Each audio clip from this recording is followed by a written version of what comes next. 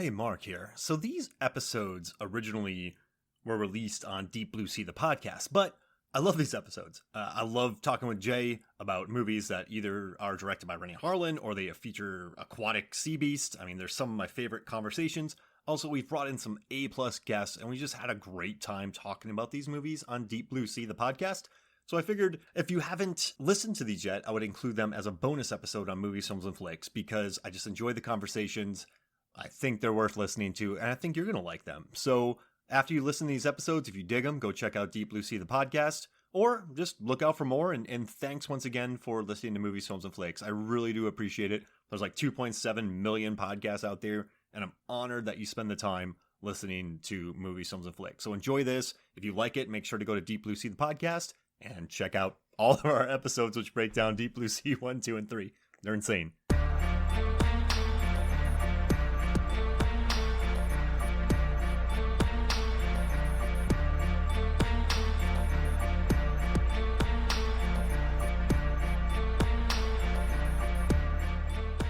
Hello and welcome to Deep Blue Sea, the podcast. I am Mark Diego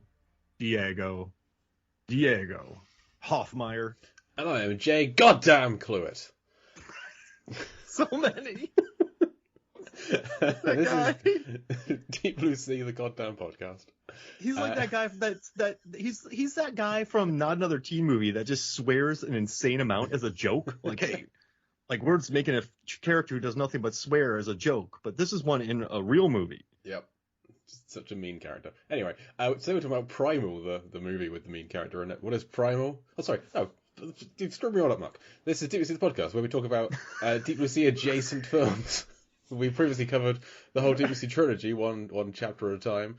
Now looking at Deep Blue Sea adjacent films, that is films directed by Rennie Harlan, featuring sharks, or lots of aquatic action, which is the case today with Primal. What is Primal? It is a 2019 film directed by Nick Powell, written by Richard Leder, starring Nicolas Cage, Famke Janssen, Kevin Durand, LaMonica Garrett, Jeremy Nazario, and Michael Imperioli, and it's about a big game hunter, Nick Cage, Frank Walsh. He's caught a white jag, a very rare white jag, and a bunch of other animals. He's taken them from Brazil to the United States, and sharing the boat is a convicted killer, criminal of some kind, Kevin Durand, being escorted by authorities, and wouldn't you know it, he gets out, lets the animals out, hilarity ensues.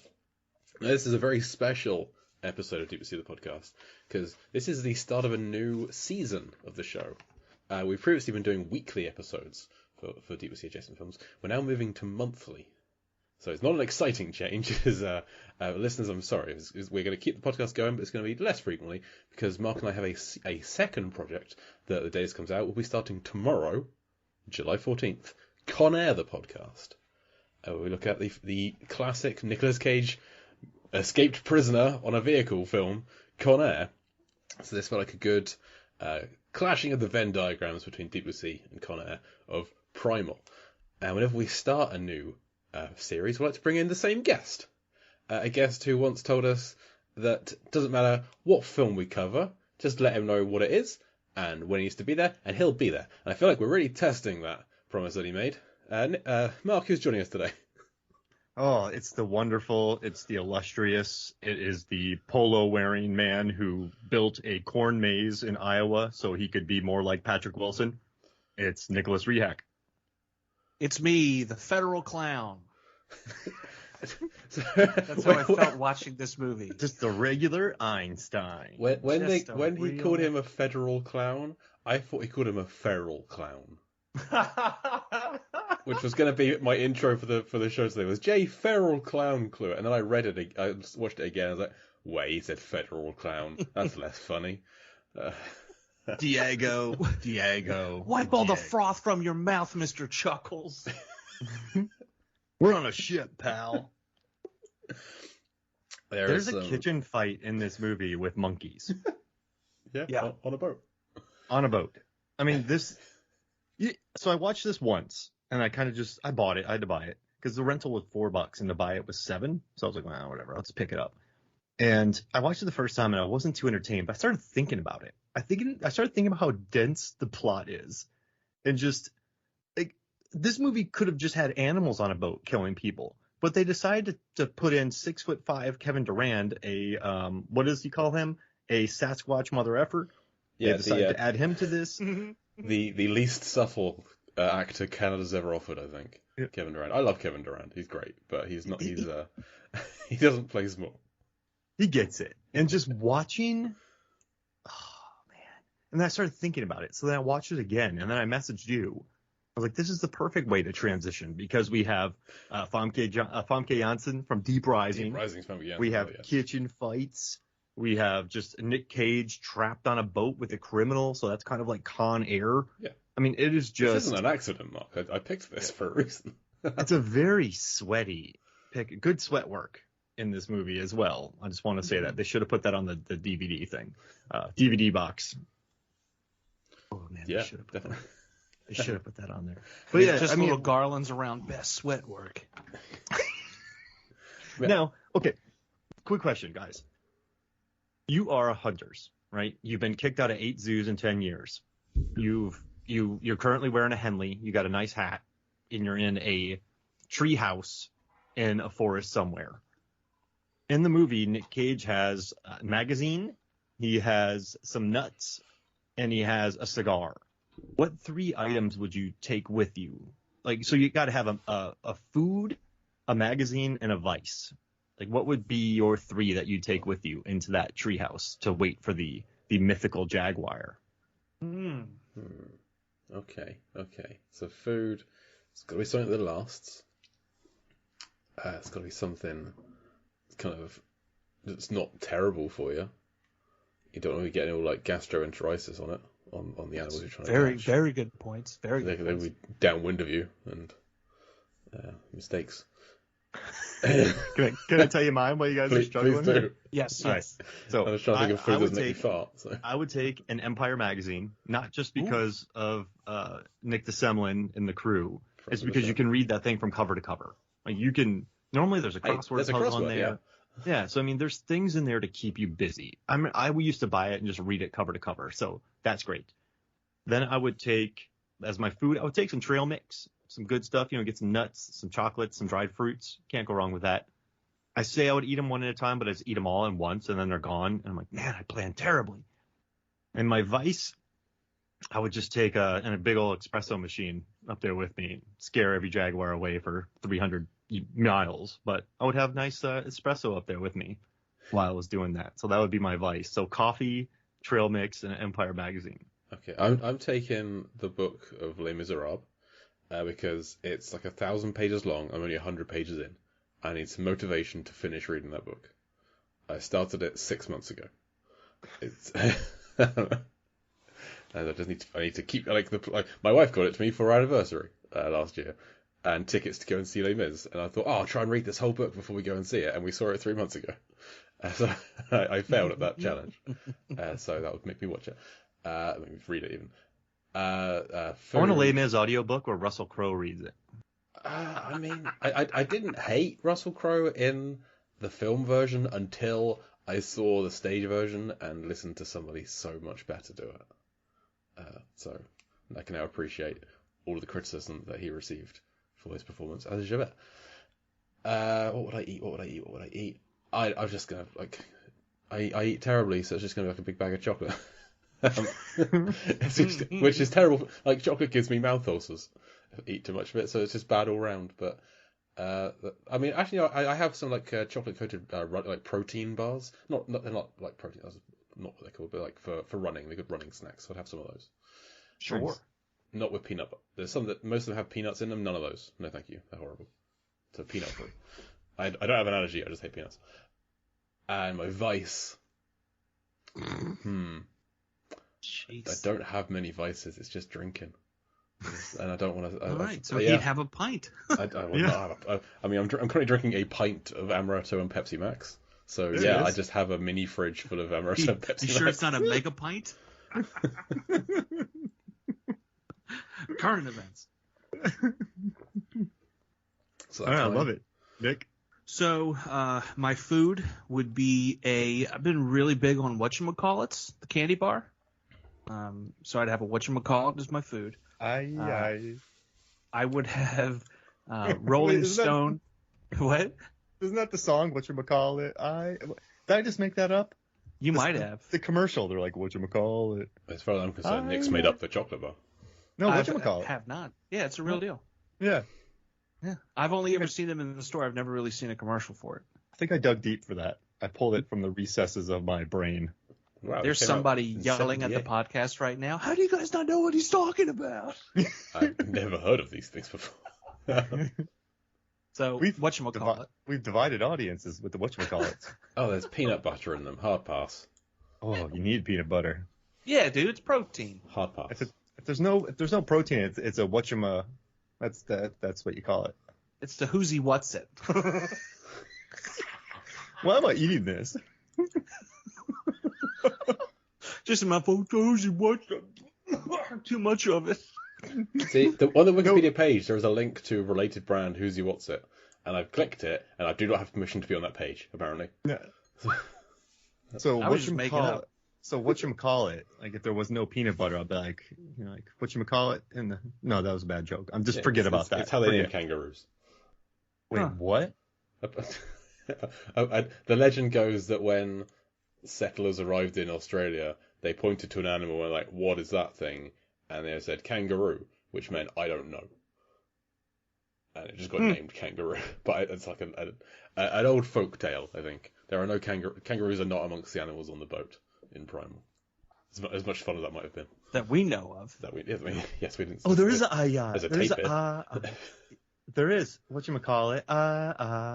Yeah, I did it. Okay, Nick, what's your vice and what's your The magazine is Rolling Stone issue 1141. It's a big article on Dark Side of the Moon, how Pink Floyd came about it, they wrote it, and then how it started kind of the cracks in the band and how they eventually tore themselves apart, mostly between Roger Waters and David Gilmour. But I have it actually. It's in my bathroom underneath of the sink, at least in the basement bathroom, underneath of the sink, I have a little stack of magazines, and mostly it's old Rolling Stones about like Pink Floyd or Jimi Hendrix or Bob Dylan, just like fun articles to read. And it's always an article I really, really enjoy. My vice, I'm a bit of a goof at work. I have a magic 8-ball, and sometimes when people ask me a question, I'll just shake the magic 8-ball and give them that answer. I have Pez dispensers, and during a serious conversation, I'll just break it out, eat 2 of the Pez, like right from the little opening, and just keep going, like not breaking eye contact. I also have a very big bucket of double bubble gum, and I've been chewing a lot of that lately, and not good. The flavor lasts maybe 5 seconds. So I think my take vice out of the wrapper. yeah, basically. My vice would be double bubble, because I'm literally going like 2-3 pieces at a time. Not good. It's literally your whole mouth is gum and your jaw hurts after a while, but I can't stop chewing it. I didn't get a bag. I got the bucket. I got like a 3-pound super fresh bucket, and no one believes me when I pull out double bubble, and then they see the bucket and they're like, "What is wrong with you?" And I'm like, "What's wrong with you for not liking double bubble?" Oh, that's amazing. You have like a tennis ball sized glob. Just basically. So if you could have a Pez dispenser of Nick Cage, what film is it going to be from? Ooh, easy. Sailor Ripley from Wild at Heart. Okay. Yeah, also answered. Moving on. Wait, I want to do this.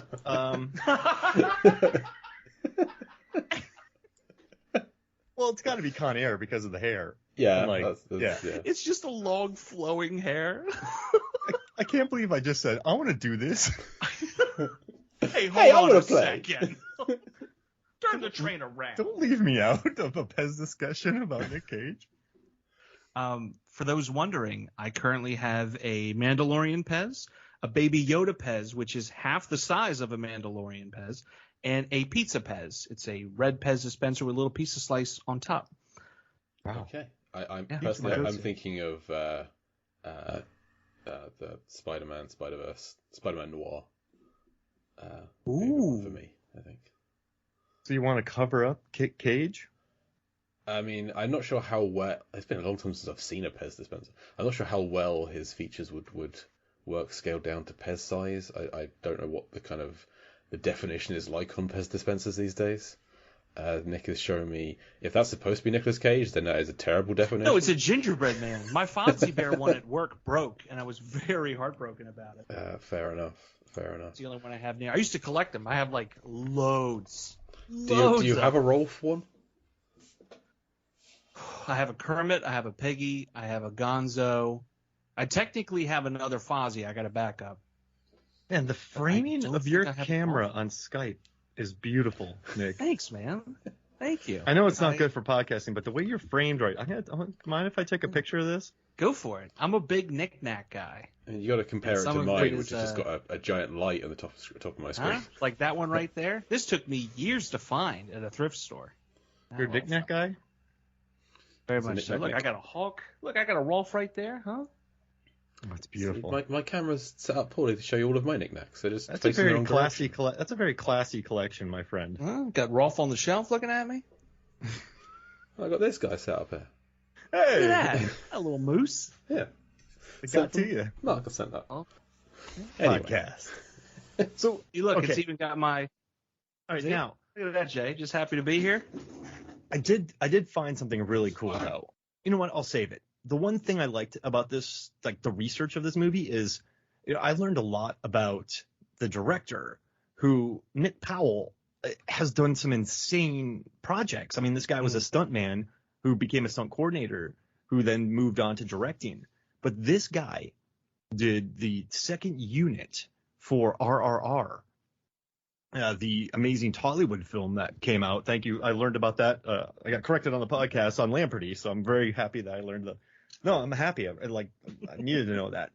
So it's, but what's great is, I was like, man, like this looks good, and then I got corrected, and I was like, you're right, I look bad, and I use it as a learning experience. But he did the second unit of it, and I believe that RRR is one of the. I'm gonna sum up. My wife Megan said it after watching RRR. She goes, Mark, that's like one of my favorite movies ever made.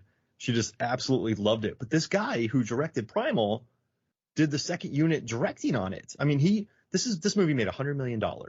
It is going to be a insane cult classic for years to come. And he was brought in to do the action in it. So I mean, this is a dude who he also he was a second unit director and fight choreographer on Bourne Identity. He was on Hot Rod, second unit director, which makes me really happy. And he also worked.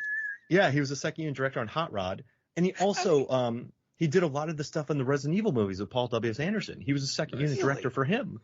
So this guy, I mean, he also worked on Batman. He worked on Robin Hood, Prince of Thieves. He was one of the dudes running around with a bow and arrow and everything during the battle scenes. Like this guy, he was on Braveheart, Judge Dredd. Yeah, GoldenEye he worked on. I mean, he's done a ton of TV, but just gigantic movies. And then he moves up and he starts working as a coordinator. I mean, this guy, he set up the fight. I just can't believe he did the fights in Bourne Identity. So the fights you watch. And 28 Days Later, he was a stunt coordinator. Last Samurai, the sword fights, he helped, he was a choreographer for those sword fights in The Last Samurai, which look great. This dude is big business, actually. It's pretty cool knowing that. And then so to watch this movie. There are some pretty cool fights in it. Yeah, there's like close quarters fights between Cage and Durand. Yeah, there's a great filing, like a shelving unit fight, and then there's a good open container fight. And then when Durand fights with Jerome, the guy dressed as a minion, they have a cool fight. Yeah, they have a good fight. I mean, I think what people got to realize is these movies have no budget whatsoever, and so they don't have the time of any other film. They don't have the equipment of all the films. They don't have, like this. Yeah, and I guess it's not Scott Adkins, so you can't even have his kind of fight scenes. But yeah, they look good. I mean, there's a certain fun element to it. So I mean, I think this guy did the best he could for Primal. It's just such a fast-moving film with a kind of a stock script, but it was fun looking him up, and also the cinematographer too. I don't know if you check that out as well, but the cinematographer has been working on pretty much Vern Nobles Jr. He's just been working on. He was on Speed. He was on Species. He's another Paul W.S. Anderson guy. Like he was a camera operator on Nightcrawler, all like the Rambo movies, the Resident Evil movies. I mean, this guy has just worked on Jeez Louise, he's been the second unit DP on just a ton of movies. Dante's Peak, that would make you happy. But it's pretty cool just watching what this guy has done and like the way he's worked up in the industry. So I don't know, I just thought that was pretty cool. This guy worked on The Hunt for Red October and Cujo. What? Yeah. Which you mix those two films together, you get Primal. Like the talent behind and in front of the screen for this movie, there's a lot of talent there. Yeah. But then it's Primal. It's just kind of a shame that I don't know what the budget for this film was, but as you said, it can't have been much because it didn't get much for release. The CGI isn't great, but factor in the budget, I guess.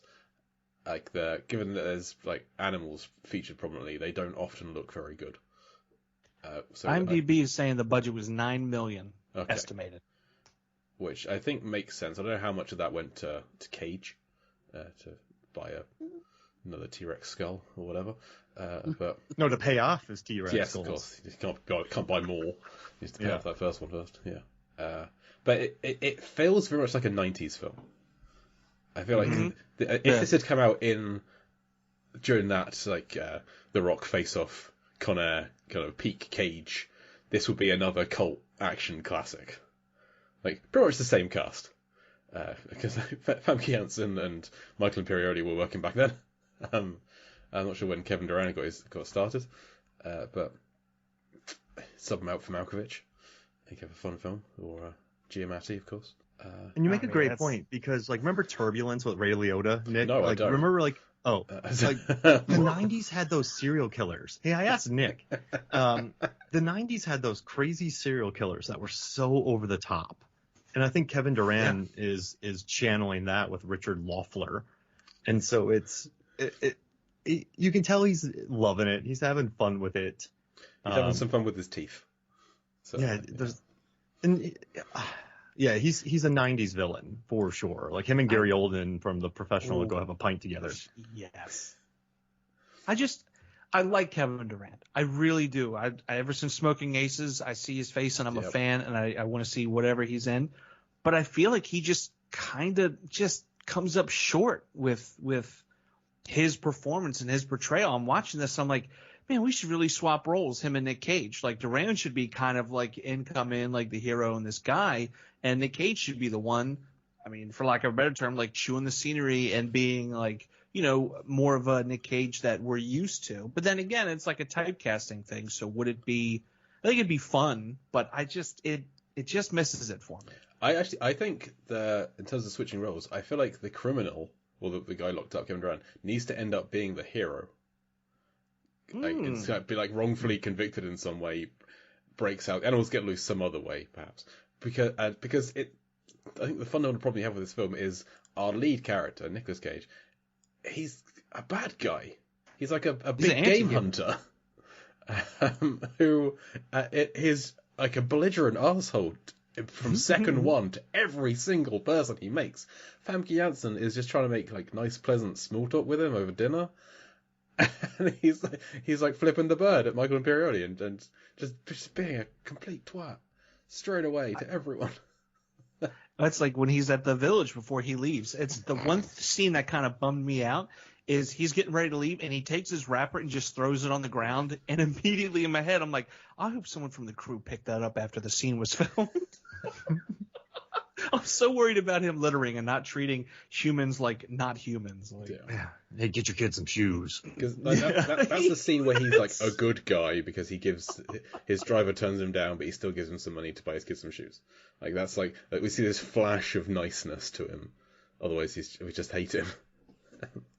And you make a great point too, because there's a scene at the end when we learn that Richard Loeffler was kind of turned by the NSA, then he was forced to be an assassin, and then he went too deep, and he probably lost his mind working for I have who he worked for, the Golden. Let's see. I have it written down. I lose everything. It's like Crimson. So like the Dawn, Golden, yeah. And so he works for them, and I was like, is he gonna turn? Is Michael Imperioli the bad guy? But I'm like, he's already murdered about 7 people. Oh, for the Sword of God, he was a lead assassin for the Sword of God. But like, I'm like, you can't really turn him good now because he's gone way too far past that. Just his performance. You can't turn him good just because of every acting choice he's made up to this point. Yeah. I'm a bad soldier. I've actually just checked, and this script was originally written in '95, so this should have been made then. So really, this is a '95 script for sure. Because you just got to add more elements to it. Like, like I kind of love the '90s though. You're like, you're on a bus that's speeding, but it also has a bomb on it. Like, it's just keep adding things on top of each other. So it just makes me happy. But yeah, I mean, this kind of feels like, okay, Die Hard came out, then you had all the Die Hard copies. Somebody watched Under Siege. I'm like, okay, I want Under Siege, but I want to mix something with it. And they were also watching Jumanji at the same time, and let's just merge those two together. Yeah. And they just kept the CGI monkeys the same since their original Jumanji. Wow. Just copy and paste and copy and paste. I got this script about this like big game hunter and this, animals get loose. Like, what am I gonna do? Like, oh, Jumanji. Oh, I got it. Cool. It's Jumanji on a boat. Yeah. Hey, you know David Allen Greer, right? Yeah. So ask him how I was working with the monkeys. Like, baby. Did you see him react to that alligator? Gold. David Allen Greer was just a tennis ball and a stick. We got plenty of those. He is the best movie yeller of all time, David Allen Greer. No one yells better than David Allen Greer. I'm saying it. He's a scream king. I'm struggling to think of something better. I mean, listen, any movie with Nick Cage shooting monkeys inside of a kitchen with a blow dart is cool with me. Yeah. It's like if there's treasure in a movie, I automatically give it a B. It could be the worst movie ever made, B. I'm dead serious. He is. So it's happened before. Then I give it a B. Cutthroat Island. Yeah, B. Just give it a B. Treasure Island. They're hunting for treasure. B. Sahara, disliked it. B. So, I think seeing Nick Cage shoot blow darts at Kevin Durant and have Kevin Durant go, "Did I kill you? Because I really want to fight you."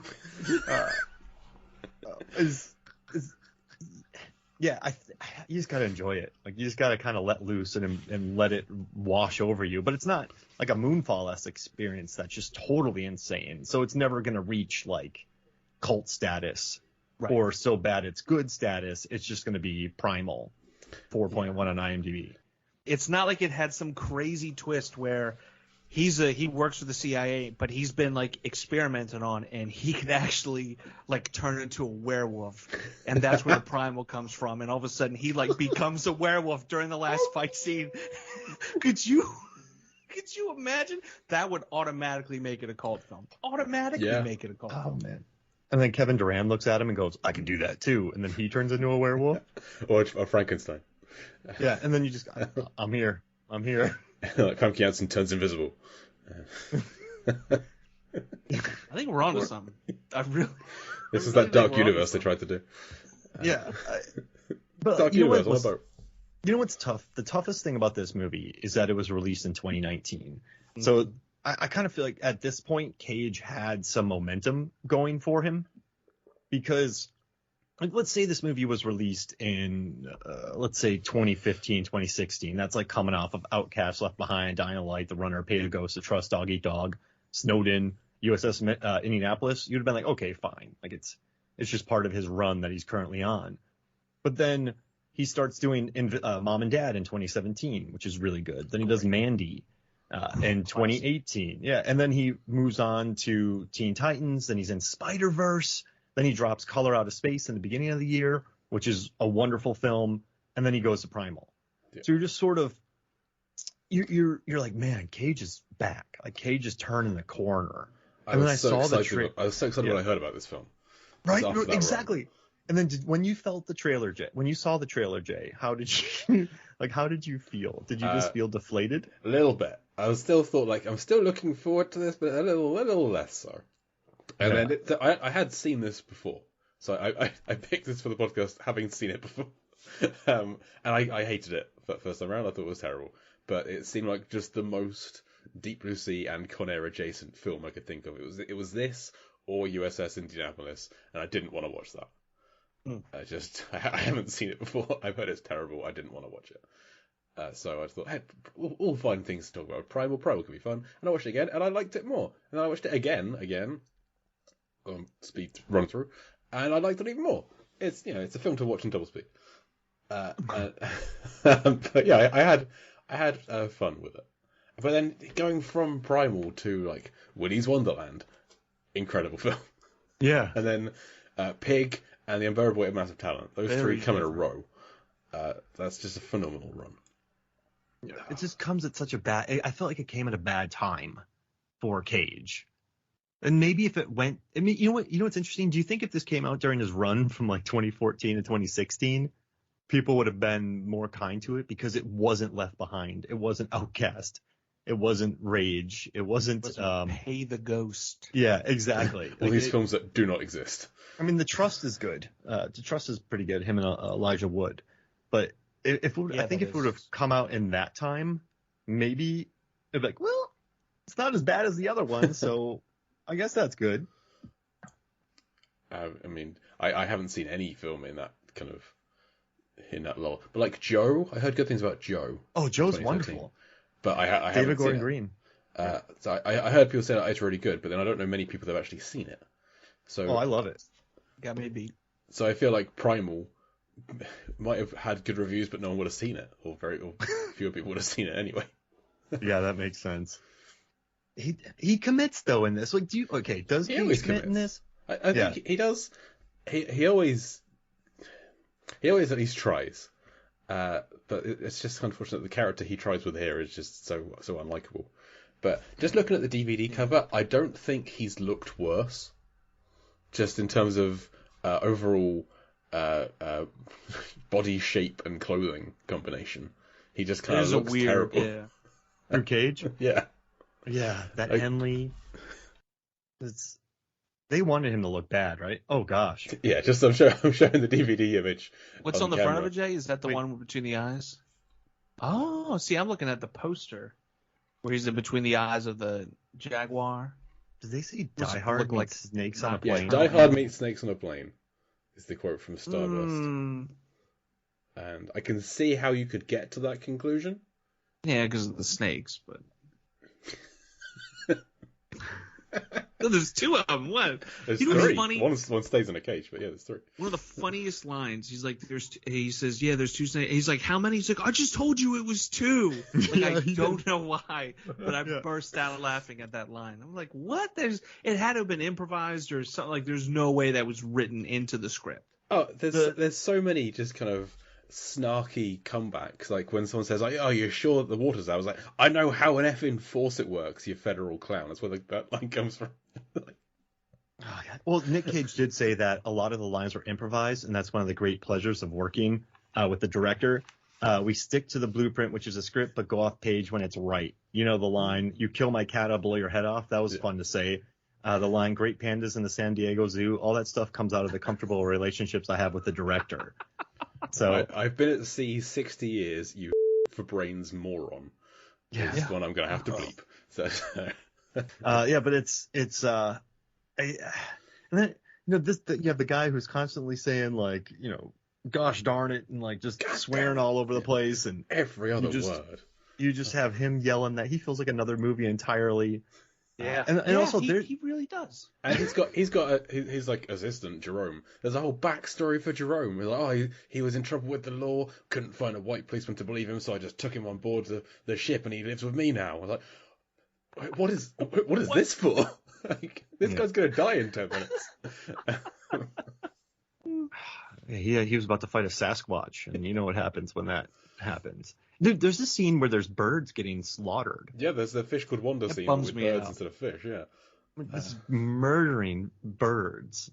And I felt bad for Nick Cage when Duran was choking him with the rope when he's in the cage. Yeah. Because Duran and Nick were going for it. So poor Cage was just getting leveled by this guy. So do you think he actually shot the birds too to keep it like realistic? Or? Method, yeah. One of the few animals that are real in this film, so yeah. Yeah, they definitely you got to. Did you read the disclaimer on the bottom? Like 8 birds were blown up in the making of this film. All feathers were kept. Not PETA friendly. No. Well, I mean, maybe they're just jerk birds.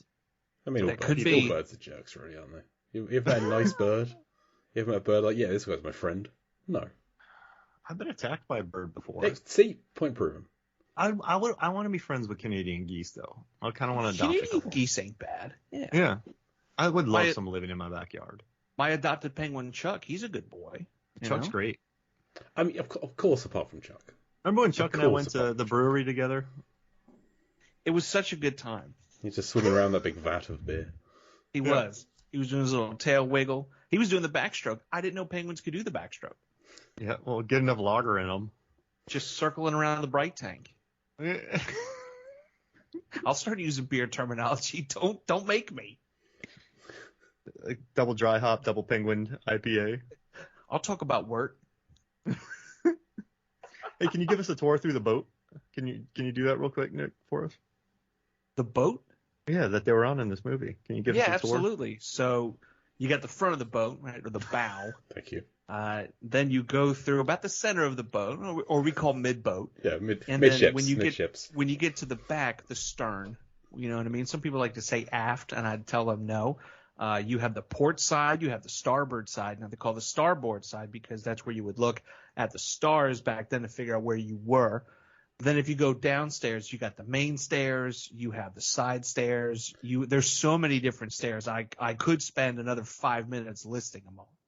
I was wondering if you could give us a tour of this specific boat rather than just any boat. Ooh. So here's the thing about this boat. Can you tell me where the Switlick can be found? And also, what is the Switlick? I was going to say next to the kitchen. But they say the Switlick. The galley, thank you. It's like they say Switlick so many times. And they never explain what the Switlick is. Where's the Switlick at? It's next to the room with no water. What I don't understand is, after a while, it felt like there were more rooms. There were more rooms on this boat than I think there was space on the boat. Right? Like, doesn't it feel like after a while they never go? It felt to me like they never went in the same room twice. Or there's a scene when he's first discovering that there's no water, and you got what's his face going through like the tunnel. Almost looks like he's in an alley. It doesn't even look like he's on a boat, or I guess a ship at this point. But it's it looks like it's so much, and I'm like, where are we? Well, they do keep going back to that one like safe room where once the captain gets with all the birds and everything. Yeah, well, no, not that one. The one where they all they're hidden away when the captain gets bitten by the snake. They take him back there. They keep on teleporting back there. There's so many scenes where there's somewhere else, and then immediately cut to everyone's back in that room, and then cut to everyone's around the ship somewhere else again. So I think that's the set they had the most. Then there's a star wipe. People don't do that enough. There's not enough fades or wipes or anything like that. It's just like cut. There is one amazing cut in this film where the camera zooms into a red light. Oh, no, don't say it. Jay. It goes up and to the right was this bright red light, and then it comes away, and it's in a different corridor with the same light. When you said that, I knew exactly what you were talking about. And, if you have that 18 times in the movie, if it's a stylistic film, but they just did it once. On set, they're like, what'll be cool? Watch this, Hank. And then they just do it. People gonna love it. The cinematographer's like, guys, I got an idea. I'm like, go for it. Yeah. We're improvising. We've got this light and this other light that's the same. Hey man, this ain't cinema, it's jazz.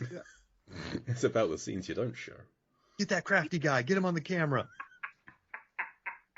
Jay, I like that more than it deserved.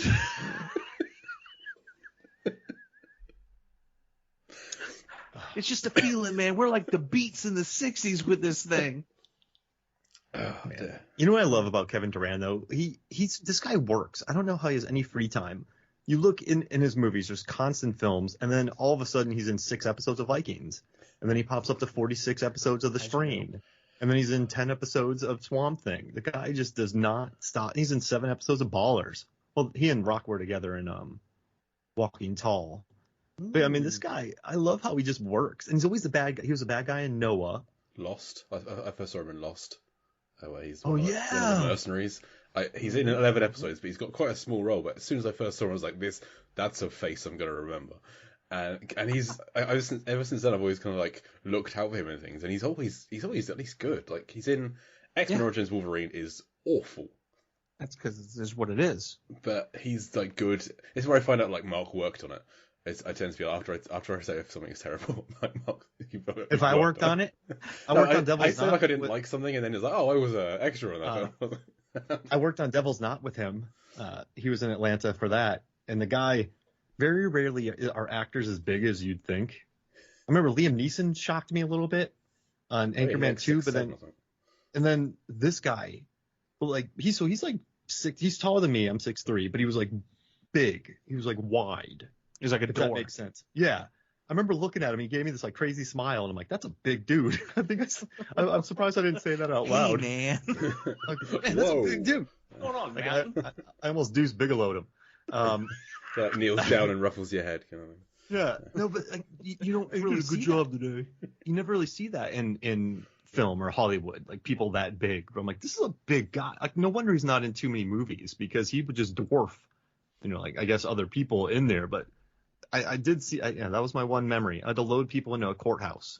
We had to get them across the street, which was harder than you think. Getting people across the street, like people just lose their minds on film sets. Oh, I can just walk. No, there's a semi coming through set.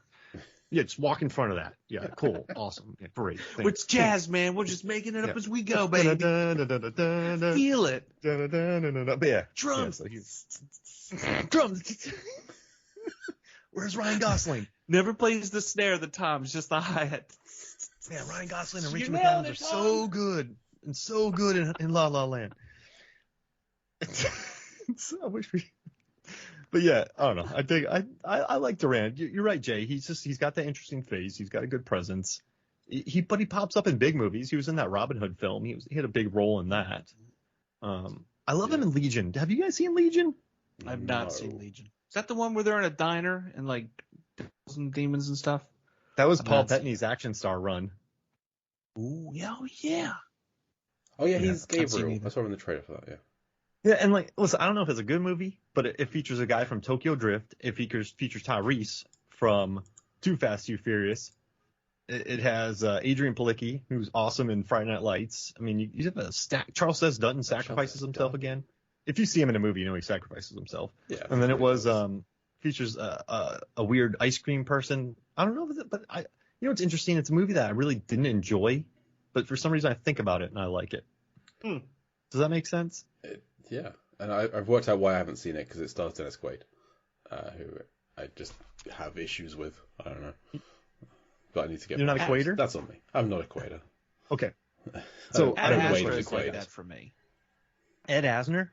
No, Ad Astra, the Brad Pitt movie. Oh, that's one where I don't, but I think about it, and like I'm like maybe I did like it, and then I watch it and I'm like, no. I think about one scene where they get attacked by monkeys in space. There we go. And that's the only scene I can remember from that very boring film. And consumerism in space and space pirates. Just the monkeys. That's all I can remember. Silence on the Moon. I have another question for y'all. So you're remaking this movie. It's 2022, and you're a producer, and you're like, I like Primal. I'm gonna remake it. I don't know why. I'm just gonna do it. And you can pick any serial killer from any movie ever made to put him in it. And you can pick one movie monster and put it on the boat. So you can pick the serial killer to take over for Durand. You can still keep him in the movie. And instead of the white jaguar, you can add any movie monster ever into this. Because it's fresh in my mind, where I'm going to swap out the serial killer and I'm going to put Brian Cox as Hannibal Lecter from Manhunter in here. Yep. Because I think he would just let me carry these scenes. And then for the monster, Scream Bear from Annihilation.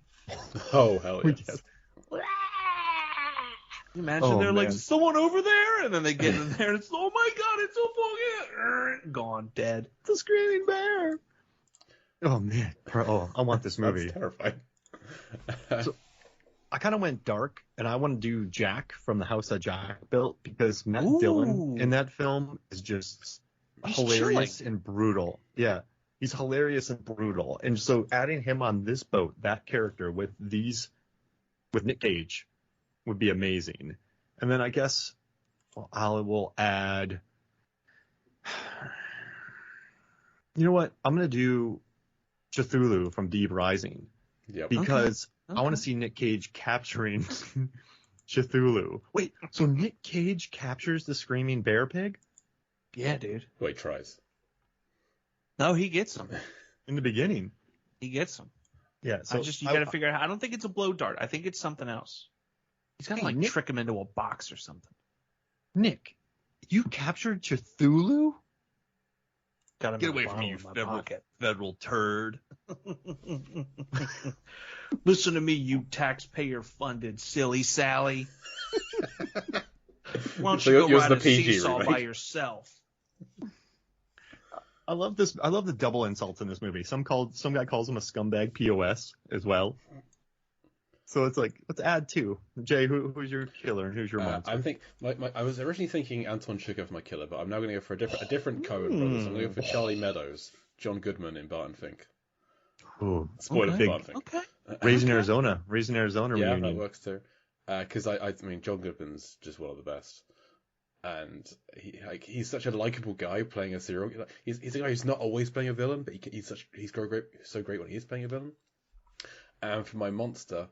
I really liked Kong Skull Island more than I think I should have done. I don't know what it is about it. I'm not picking Kong. I don't know. I thought it was great, but it's not a perfect film. But I had fun with it, so I'm just gonna. I don't need to second guess this. I liked it. That's all I need to say. It's great. But I'm not going to pick Kong. I'm not going to pick the skull things. I'm picking that giant bamboo spider. Oh yeah. That just kind of walks through and impales a guy throat down. Like just goes through him. I love that scene. That's incredible. That's my monster.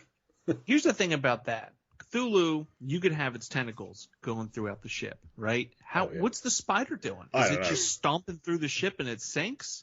And I don't mean to tear apart your answer, but in my head I'm like, how is the spider getting? Unless it gives birth to baby spiders they kill it by mistake. There we go, little bamboo spiders going around all of the ducts of the boat. They're everywhere, going through all the pipes and everything. Yeah. Oh gosh, there's someone sleeping. The bamboo spider walked on a person's eyeball. Oh, it walks away and takes the eyeball with it. That'd be like a terrifying, gory Home Alone. Yeah, totally like a Home Alone. That's a beaut. So it's like Deep Blue Sea too. Screams. Yeah, but yeah, the baby shark. Yeah. Joy swims. Yeah. I want Nick Cage to yell Joy Scampers. Joy Scampers.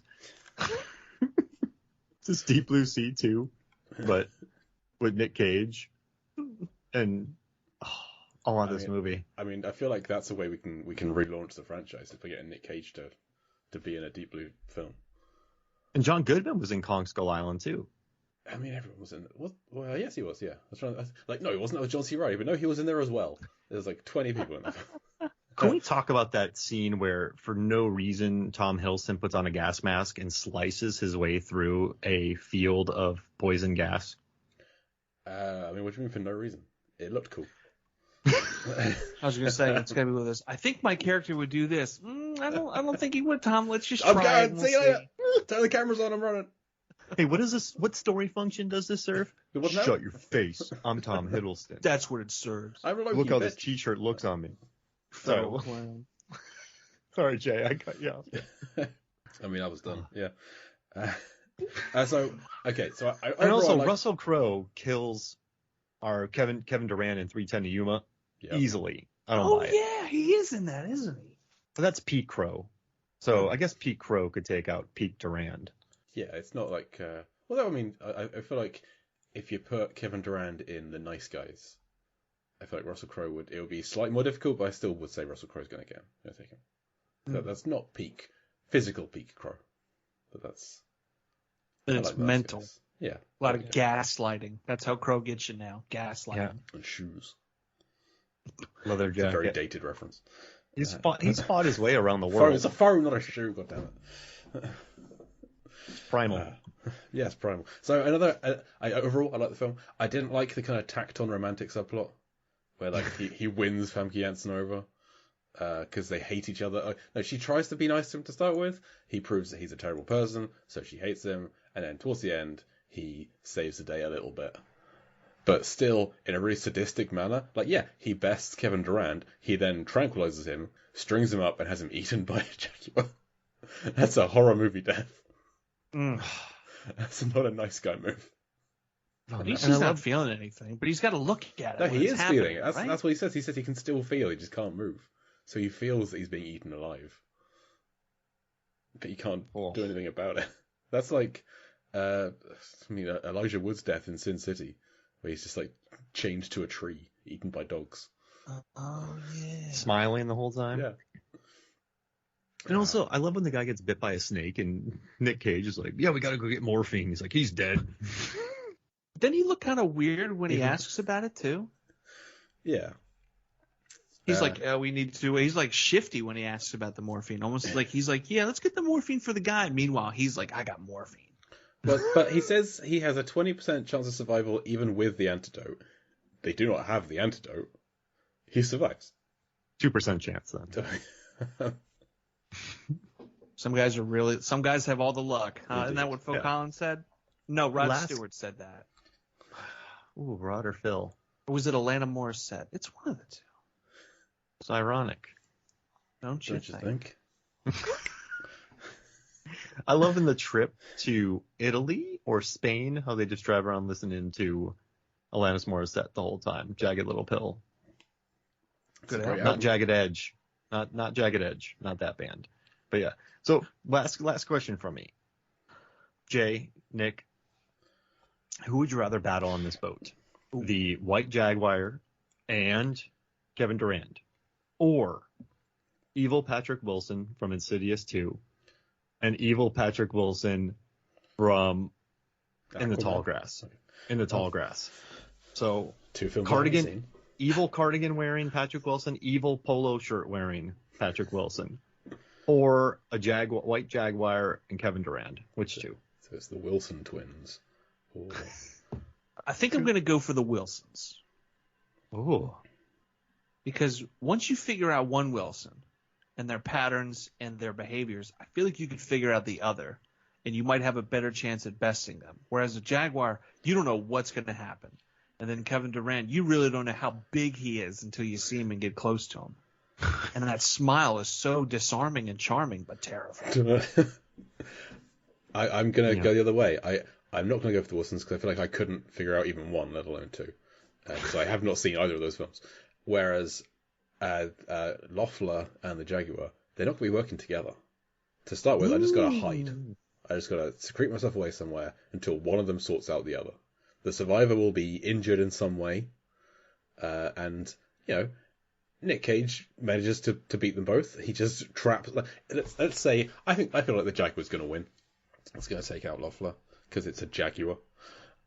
So it's gonna kill and eat a lot of Loeffler. That's hard to say. Eat a lot of Loeffler. And then it'll be a lot of Loeffler. Yeah, eat a lot of Loeffler. And then it'll be weary. It'll be like all bloated from having eaten this giant. And then in its sedentary state, I feel like I could easily catch it, or not easily, but more easily. So that's my plan. I feel like Kevin Durant would have put at least a bullet in its head, because I feel like every time Kevin Durant fires a gun in this movie, it's like put right into somebody's head. It's just bang, bang. And also, all these gunshots going off, they'd have to be deaf at some point, right? And this big metal bow. It's so loud, such enclosed spaces, they should immediately be falling to the ground screaming. What? I gotta say, the monkey's got it. It's gonna rip out your eyes. Don't touch the babies. Monkey bunch? What? Why did the chef lock himself in the galley? Why not? That's where all the food is. He can survive.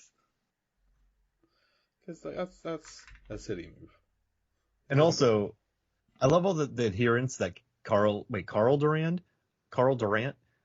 Durant has to leg kicks in the final fight against Nick Cage. Like, he's the most he's like this incredible powerhouse guy. I know Nick Cage has a hurt leg, but it's just kind of funny watching Kevin Durant leg kick Nicolas Cage. Well, I mean, there are several times when he could easily just kill Cage's character. Like, he's dragging him by the hair at one point, just for the fun of it. So he's there just to play. Manhandling him. Yeah. He's just playing with him. So yeah. People gotta stop doing that in movies. Yeah, it's not. It doesn't end up well. Yeah. Just right. You'll get blow darted. And also, you've been darted, and you're taking your time with leg kicks. Let's go for the head snap. Yeah. I can't seem to feel my legs. That was actually Nick's yearbook quote. Enough with the leg kicks, just snap a neck. Mom. What's to live by? Oh, gosh. Because I was homeschooled.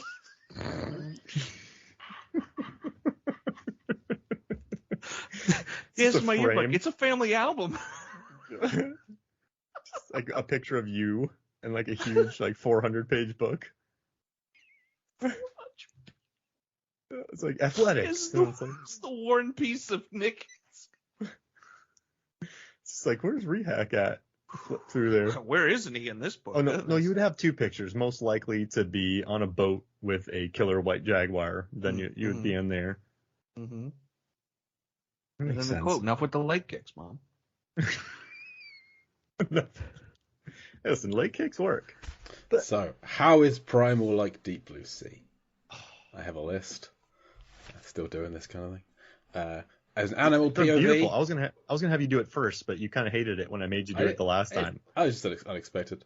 Whenever if you want to throw me that curveball, go for it. But it's too late now. So there's animal POV. I do like that the Jaguar's vision is in black and white.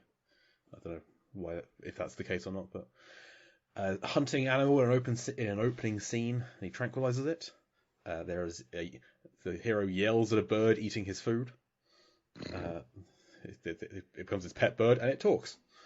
There is a Sopranos cast member in this film. They die. It's set mostly at sea. There is a chef amongst the cast. There's an animal feeding scene. There's a drinking scene. A killer pretends to be incapacitated, then bites a guy's hand. Yeah. Yeah. I do like. And Nick Cage bites a hand too. He does, yes. Which there's no hand bite. At no point does Carter bite a hand, unfortunately. But a fin. See, it's the gunshots ringing out from all the guns. Did you say a hand sandwich? No, a ham sandwich. Chef fights animals in his kitchen. The engineer character, the goddamn character, who I wrote down as Scotty. Apparently his name is Scuddy. But it sounds like Scotty, and he's an engineer, so he should be called Scotty. Anyway, he felt to me like what would have happened if Scoggins got old. Just like Rappaport should have been playing this character. They use a woman as bait at one point. They request a helicopter to her for assistance, and there are scenes lit entirely in one colour. Just like in Deep Blue Sea 2. There's like red scenes and yellow scenes. Scenes as big as your head. Indeed. Oh my. And how deep and how... I had a list of how this film was like Con Air, but it was actually quite a short list. Because there's an escapee, and they're put in a cage. Criminal boarding in chains, etc. They shoot guns. Yeah. Can I guess? People are angry. How deep and how blue? Yes, but of course you can. So Deep Blue Sea is, as everyone knows, 14.5 meters or 47.5 feet deep, 31% blue. Do you reckon Primal is deeper and or bluer than Deep Blue Sea? Okay, so 8% blue. Okay. And 37 feet high. I'm going to say 30 feet deep. And I'm going to say 45% blue. Because there's a lot of color. There's a lot of uniforms. There's a lot of barrels. Dude's flannel is blue. No. It is 5.4% blue. Wow. There is some blue clothing, yeah, but a lot of scenes are entirely orange or entirely red or a lot of night. Most of, when they're in the ship, it's like everything's like 2% or like little bits of clothing here and there, but not much. There's actually blue in this film. So 5.4%. Did I say 8%? Blue. You did, so you're closest. So it is bluer than Ravenous, but less blue than Deepwater. And in terms of the depth, hard to tell because they're on a boat, and I didn't get a cross section. But I took it as the scenes were like down in the engine room as being like just below surface level, and everything else is being like a bit above. And because they're down on those rooms quite a lot, it ended up being 0.15 meters up in the air, so 15 centimeters or half a foot up in the air. So basically on surface level means it is less deep than shark bait, but deeper than the reef. We need to unleash this list. Yeah, I mean to. Although I have made some little amendments to the list because we got Nick on the show. I was thinking, Nick was last on for Godzilla vs. Biollante, which famously our least deep film because the ending takes place in space. So it's 4,141.61 meters up in the air on average. Least deep by a long way. Then I was thinking about that. Record, baby. Well, I'm gonna maybe take that away because you know what you can consider space as being? It can be deep. You can have deep space.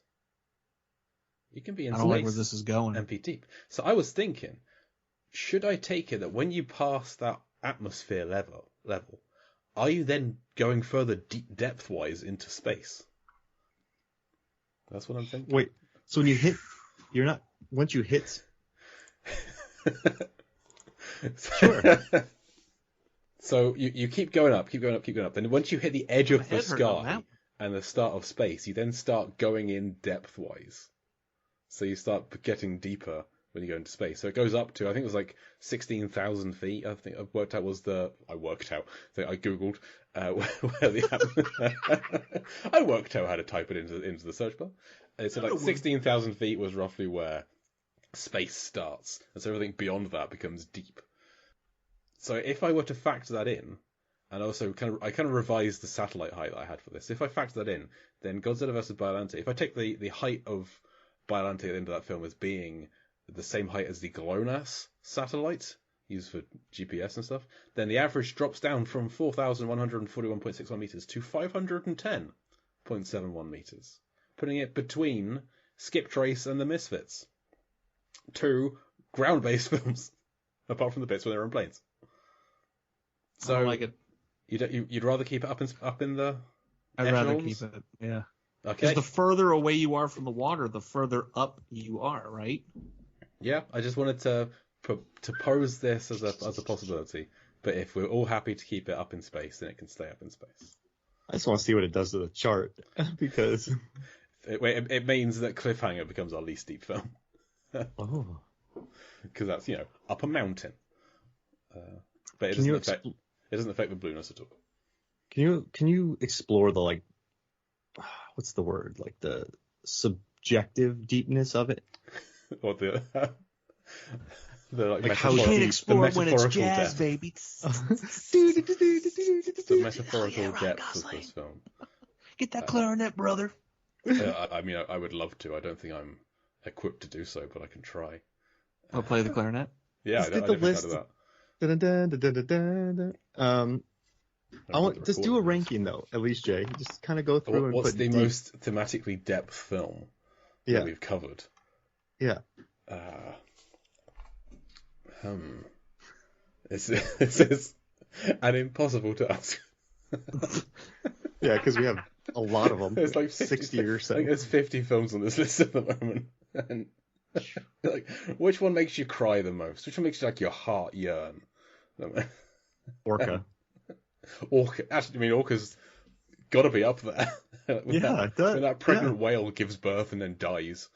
Yeah, and then I think Orca is there. It's opening scene. It's haunting. Orca. I think Orca's in there. Yeah, Triangle. It's got to be up Triangle. There. Yeah, that's thematic. Rich. I mean, maybe not the Misfits. The Abyss. Oh yeah. There's some yelling in that and punching of chess. Not Ghost Ship, as much as I liked Ghost Ship. That was not deep water. Can we just do an episode about this? The subjectively deepest. You mean the jazz, man? I'm reluctant to agree whilst we're being recorded, but yes, sure, fine. I don't remember some of these films. Boom snap, boom snap, boom snap. And a 1 and a 2 and a you know what to do. Oh dear. Okay, Nick, do you have anything to plug? Rehack Radio over on Mixcloud.com. You can find episodes there. It's me. It's hanging out. It's music. It's stories. Little fun facts thrown in there. Overall, it's a good time. Episodes of Exploding Helicopter Podcast. You can find me over there. And if you listen to the Lambcast and you listen to the Lamberty episodes, I have submitted a handful of questions, one of which may or may not feature Taco Bell, and it was one of my favorite things to write. It was one of the best received categories as well. And if you listen to the most recent episode of Lamberty, Mark was a contestant. Hey! I was still the host. It was crazy. I got to listen to it. I wanted to, because you said you used some of my categories in there. I'm curious as to which one. You got to listen right to the end. That's all I'll say. All right. Let it ride. Yes. So that can be found on the Lambcast monthly. I host movie trivia, Jeopardy inspired Lamberty show. It's a lot of fun. Mark, plugs. Yeah, just Movies, Films, and Flicks. Movies, Films, and FLIX. We need to get you back on there, Jay, for the Twister episode. And Nick, I was going to say good old Nick and I, we have Annihilation coming up soon. And then we're going to be doing a slow motion jumping episode. And also our Tron Legacy Purple Rain episode just keeps getting listens. I try not to look at my stats a lot, but when I do, it's always it gets addicting. You just got to stop. You just don't look at stats. It really is. But yeah, whenever I go back and look at it, I'm like, oh, hey, that episode's jumped up. So people are really enjoying that because I bet they look at it and they go, what? But yeah, that's so awesome. Yeah, do that. Go check those out. You'll love it.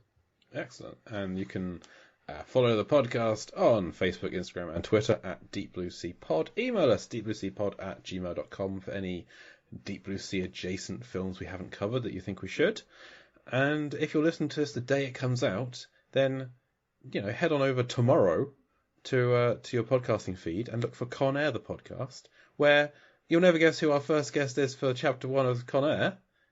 It's only Mr. Nick Riak. Hey, it's talking me. about Con Air that he'd seen for the first time. Yeah. That opening chapter with Nick Cage returning home to his wife and having a happy time. Infinite Jest. A bit of an adventure. Yeah. So we're starting our 40 chapter journey, delving into Flying the Skies of Con Air. 40 chapters? 40 chapters. More chapters than there are on the DVD.